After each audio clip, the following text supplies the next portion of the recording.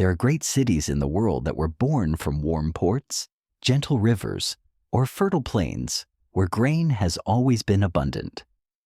But Anchorage, the economic heart of Alaska, rises in a land of cold, where winter is long and nature can feel so harsh that it seems built for snow, wind, and endless white.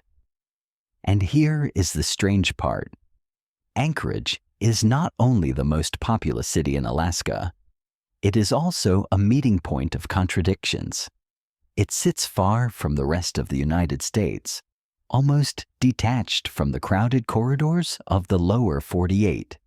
Yet it also hosts an international air gateway where cargo and flights between Asia and North America pass through as routine. Anchorage looks like a modern city, but it still carries the wild breath of the forest, the mountains, and the sea. Here, nature never disappears. It simply stands close, always one step behind the streets. To understand Anchorage, you have to begin with the force that shapes everything here: geography. Anchorage spreads across a vast area, from neighborhoods to forests, from tidal shores to wetlands. The city sits along Knik Arm, a branch of Cook Inlet opening toward the Gulf of Alaska and out into the Pacific. What makes this location unique is the rare combination of sea, mountains, and icy lowlands. To the east, the Chugach Mountains rise like a wall, a long band of rock and snow that dominates the horizon for much of the year. These mountains do more than create scenery.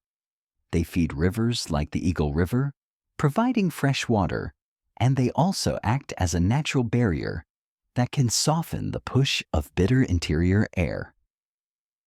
To the west and southwest, Cook Inlet opens wide, a long coastline and lower plains that make space for ports, major roads, and Ted Stevens Anchorage International Airport, one of the most important transportation links in the entire state.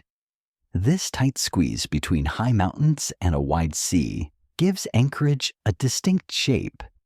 It cannot expand endlessly in every direction. It grows along corridors, along the land the terrain allows.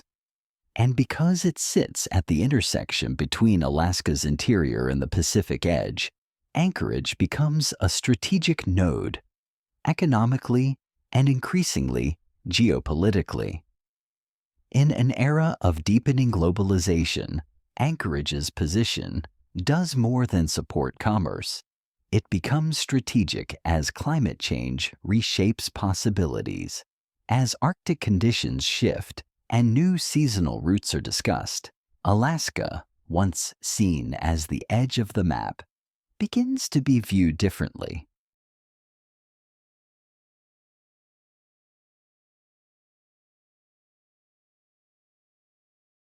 But geography here always comes with a price: risk.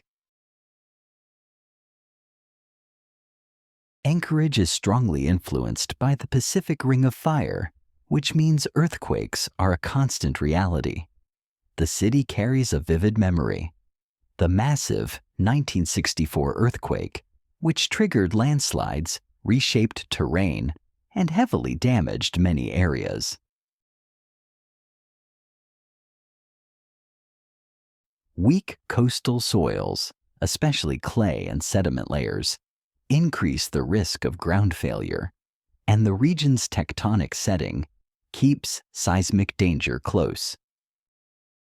Anchorage has been forced to develop its own construction standards, resilient infrastructure, and emergency planning as part of everyday life. Here, risk is not only fear, it is a reason to become smarter. Anchorage has a subarctic climate, but it is not as brutally extreme as Alaska's deep interior. The ocean's influence from the Gulf of Alaska can soften the edges of weather patterns. Summer is short and cool, and during long bright days, nature surges into view. Taiga greens deepen, wildflowers flare, and the city moves faster. Winter is different. It is long, cold, and snowy with short daylight. In some periods, there are only a few hours of light. This shapes life directly. High heating needs, limited outdoor activity, and constant logistical planning, from transport to operating costs. And yet, that harshness creates a rare beauty. Clear winter skies, snow-lit streets, and sometimes the aurora drifting across the darkness. For many people, Anchorage is not a place of easy comfort. It is a place to witness nature in its raw form. Still, in the modern era, climate change is introducing new uncertainty. Long-term warming can accelerate thaw in frozen ground, placing pressure on building foundations and infrastructure. Rapid melt events can increase flood risk, while coastal erosion and drainage stress become more serious. At the same time, change can bring opportunity. If Arctic shipping and seasonal routes become more viable, Anchorage's role as a logistics connector may grow even stronger. Ecologically, Anchorage feels like overlapping worlds: forests, rivers, bays, and wetlands layered together. The city sits beside Chugach State Park, one of the largest state parks in the United States, where moose, black bears, and even brown bears can move near the urban edge. Each year, salmon runs pulse through local rivers, forming a cycle that is both biological and cultural. Offshore, Cook Inlet is home to beluga whales and is a corridor for migratory birds. For a cold latitude, this density of life is remarkable. But this richness is fragile. Urban growth presses against habitats, and climate change tightens the pressure, from altered snowfall patterns to increased wildfire risk in certain years and shifting ecological rhythms. Anchorage must constantly balance growth and conservation, housing needs and protected spaces, development, and the right of nature to breathe. Anchorage is now moving through a period of adjustment.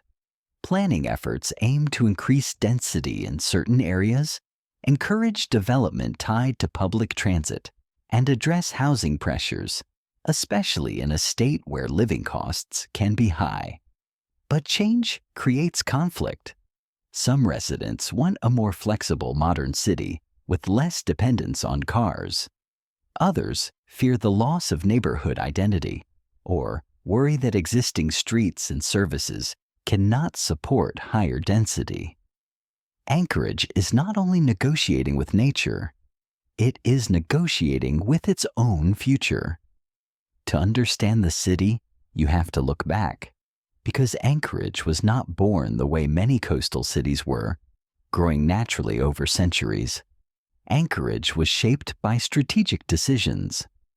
Before it became a symbol of American resilience, this land was home to the Dena'ina people for thousands of years.